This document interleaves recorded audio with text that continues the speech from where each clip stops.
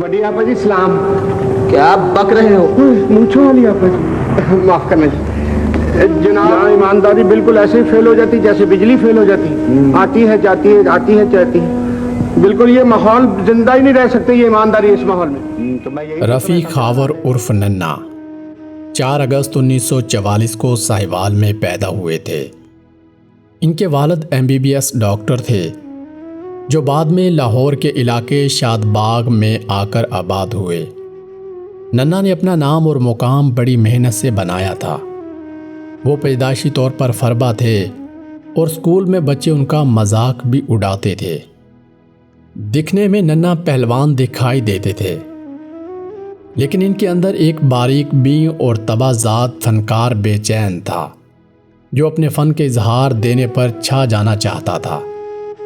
زمانہ طالب علمی تک ننے کو نگار خانوں اور فنکاروں سے دور رکھا گیا، لیکن جب انہوں نے اپنی عملی زندگی کا آغاز نیشنل بینک سے کیا تو وہ لاہور میں آرٹس کونسل کے چکر کاٹنے لگے تھے.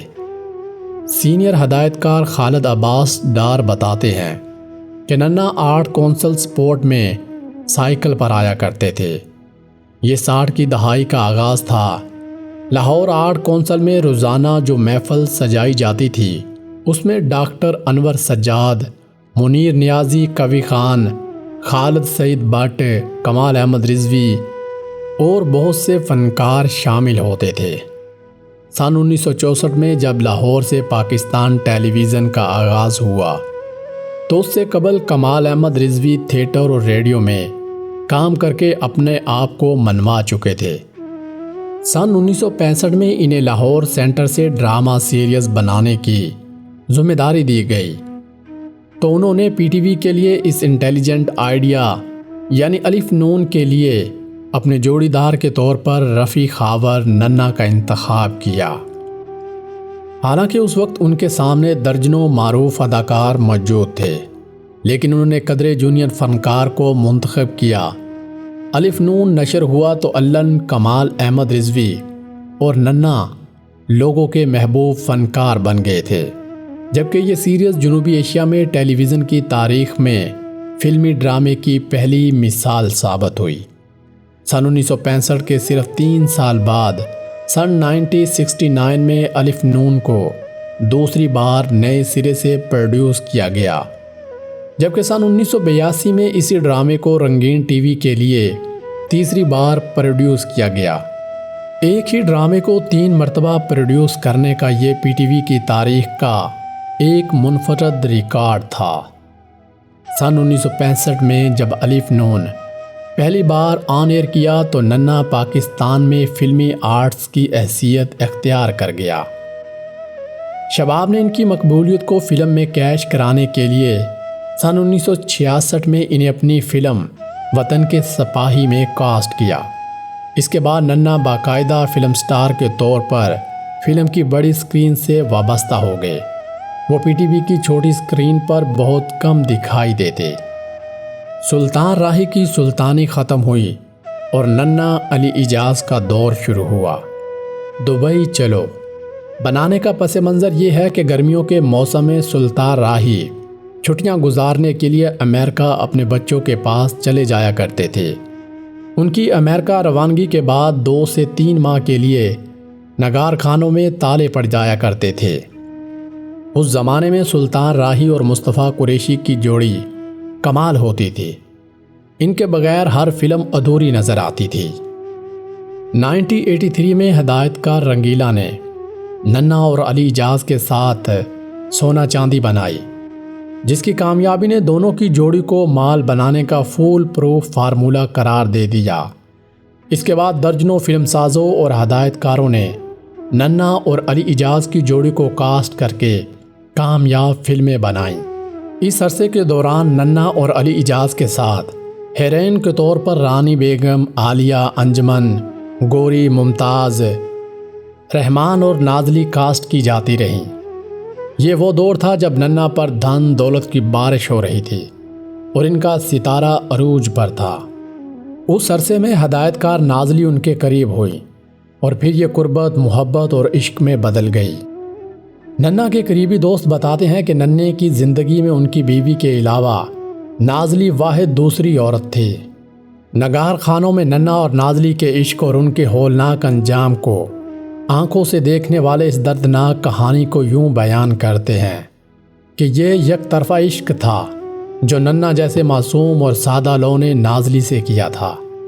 ماضی کی نامور ہیروئن جنہوں نے ننا کے ساتھ کئی فلموں میں اکٹھے کام کیا، انہوں نے نام نہ ظاہر کرنے کی شرط پر بتایا کہ نازلی شاید وہ پہلی عورت تھی جنہوں نے ننا کو آئی لو یو کہا تھا اور اس کے خوب چرچے تھے۔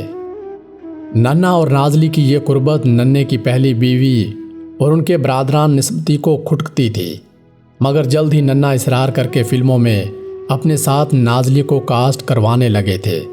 ماضی کی معروف اداکارہ دردانہ رحمان بتاتی ہیں کہ ننا بہت ہی شاندار فنکار تھے کہ ننا اور نازلی کا عشق نگار خانوں میں مشہور ہو گیا تھا اور ننا اس عشق میں بہت آگے نکل چکے تھے۔ اداکارہ نازلی کی ایک قریبی رشتہ دار اور ٹی وی کی معروف اداکار مہر النساء مہرو بتاتی ہیں کہ میں اس وقت 9 سال کی تھی اور نازلی کے ہاں ایک سالگرہ کی تقریب کا اہتمام کیا گیا تھا جہاں میں اپنی دادی اور آنٹی کے ساتھ شریک تھی۔ ہم لگ بھگ 8 بجے رات وہاں پہنچے تو ننا وہاں موجود تھے۔ یہ پارٹی رات 1:30 بجے تک جاری رہی، لیکن ننا رات 12 بجے کے قریب وہاں سے چلے گئے اور صبح ہمیں پتہ چلا کہ ننے کو قتل کر دیا گیا ہے، لیکن پولیس اور میڈیا اسے خودکشی قرار دے رہے ہیں۔